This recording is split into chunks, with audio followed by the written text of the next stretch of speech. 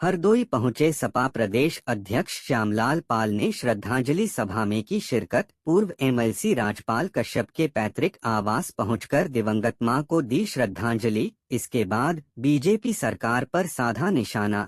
Karhal seat से भतीजे तेजप्रताप यादव के सामने फूफा भाजपा प्रत्याशी अनुजेश प्रताप के टिकट पर कहा कि हम लोग 1 लाख से अधिक वोटों से चुनाव जीतेंगे। समाजवादी पार्टी के प्रत्याशी की भारी मतों से जीत होगी। उन्होंने कहा कि हम लोग संविधान बचाने की लड़ाई लड़ रहे हैं। ये लोग मिल्कीपुर में चुनाव नहीं होने देना चाहते हैं, नहीं तो 10 सीटों पर चुनाव होते और समाजवादी पार्टी सभी पर जीत दर्ज करती। हारने के डर से बीजेपी मिल्कीपुर में चुनाव नहीं होने दे रही है। बहराइच दंगे पर कहा कि ये सरकार की नाकामी है। आज मैं एक ऐसी मां के प्रति संवेदना व्यक्त करने के लिए आया हूं जिनकी सोच और विचारधारा तमाम शोषित वंचित समाज के लोगों को आगे बढ़ाने की एक संकल्पना रही है। और इस संवेदना कार्यक्रम में हमारी राष्ट्रीय नेता श्रीमती जूही सिंह भी उपस्थित हैं, हमारे सांसद जी और प्रदेश अल्पसंख्यक वर्ग के हमारे प्रदेश अध्यक्ष शकील नदवी साहब हैं, प्रदेश उपाध्यक्ष CL वर्मा जी हैं। बहुत से लोग जो है ऐसी पवित्र पावन माँ के प्रति संवेदना व्यक्त करने के लिए आए हैं। और उन्होंने 2 बेटों को और 2 बेटियों को भी इसी समाज के उत्थान और तरक्की के लिए दिया है। और डॉक्टर राजपाल कश्यप जी हमारे साथी हैं। और समाजवादी पार्टी की उस मुहिम को लखनऊ जैसे विश्वविद्यालय में जब छात्रों की कहीं आवाज़ नहीं सुनी जाती थी, इनका बड़ा संघर्ष रहा है, माँ का आशीर्वाद मिला है, उसी मुहिम को लेकर के हम लोग आगे आए हैं। और उसी संवेदना कार्यक्रम में हम लोग पूरी तरह से लखनऊ से पूरे प्रदेश में आज माँ के जाने पर ऐसा लगता है कि जैसे बड़ा सूनापन हो गया है। तो अब उस सूनेपन की भरपाई कहीं न कहीं से श्रीमती जूही सिंह जैसे लोग हमारे बीच में हैं और प्रदेश में उसकी भरपाई करने का भी प्रयास कर रहे हैं।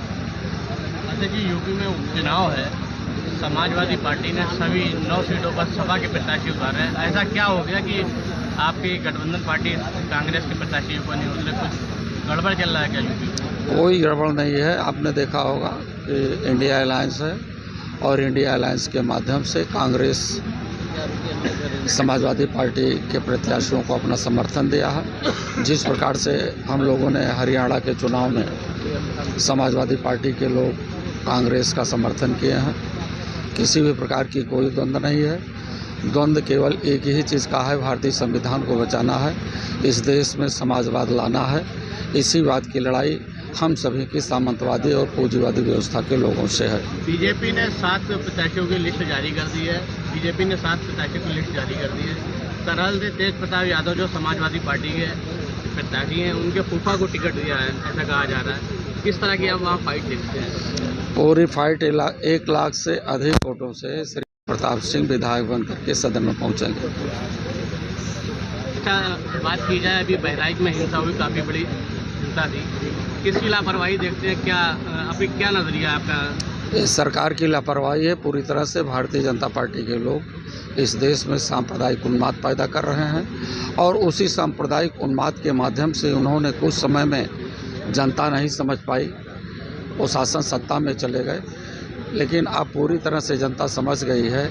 ऐसे सांप्रदायिक शक्तियों से निपटने के लिए वो अपने अपने बूथों पर तैयार खड़ा नज़र आपको आएगा। ऐसी सांप्रदायिक शक्तियों को मुंहतोड़ जवाब भी देगा। सभी 9 सीटों पर समाजवादी पार्टी लड़ रही है, इस पर बीजेपी ने तंज भी कसा है कि कांग्रेस का हाथ खाली है, इस पर क्या? देखिए, ये भारतीय जनता पार्टी पहली चीज़ तो ये समाजवादियों से डर चुकी है।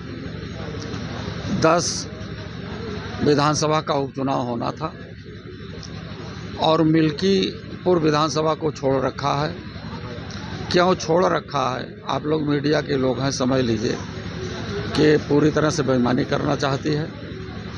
और योगी जी जो प्रदेश के मुख्यमंत्री जी हैं, इनकी नींद जनता ने हराम कर दिया है। इनकी नींद ही नहीं आ रही है। कहीं रात में दाएं करवट बदलेंगे तो बाएं करवट बदलेंगे। ये पूरी तरह से ये हारने जा रहे हैं और समाजवादी पार्टी के कैंडिडेट जीतेंगे। अच्छा, यूपी सरकार में मंत्री हैं ओम प्रकाश राजभर, उन्होंने अखिलेश यादव पे हिंदू मुस्लिम की राजनीति करने का आरोप लगाया है और ये भी कहा है कि जब कोई यादव मारा जाता है तब अखिलेश यादव का मुंह खुलता है, अन्य जाति के जब कोई इनकाउंटर होता है तब, खासकर मंगेश यादव को लेकर उन्होंने ये बात कही। आप मीडिया के लोग हैं, मैं आपसे सवाल करना चाहूँगा कि बताओ, जहां यादव का प्रश्न है, ये फूलन देवी निषाद कौन थी? आपको समझ लेना चाहिए कि समाजवादी पार्टी के नेता लोग समाजवाद की लड़ाई लड़ते हैं, जात धर्म मजहब की लड़ाई नहीं लड़ते हैं।